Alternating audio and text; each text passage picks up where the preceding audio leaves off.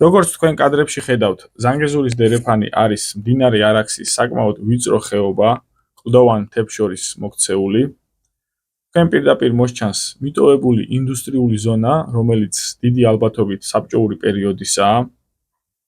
ამ ინდუსტრიული ზონის უკან ასევე ხედავთ გამწვანებულ არეალს, რომელიც თავად მდინარე არაქსის ჭალებია. ამ ჭალებში ძირითადად გაშენებულია ხილნარი, მაგრამ მთავარი კულტურა აქ არის ბროწეულის ხე.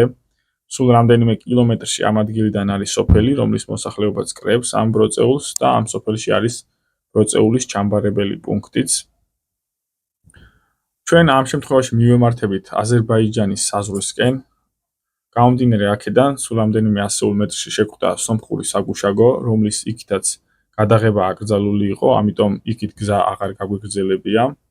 აქ უკვე გამოჩნდება თავად მდინარე არაქსიც და მის ნაპირზე თქვენ დაინახავთ სომხეთისა და ირანის დემარკირებულ საზღვარს ორ ზოლად. ერთი ძველი გაკეთებულია, რომელიც ასევე სავარაუდოდ საბჭოური პერიოდისაა, ხოლო მას პარალელურად მიყვება უკვე ახალი მავთუხლართებით გაბმული საზღვარი.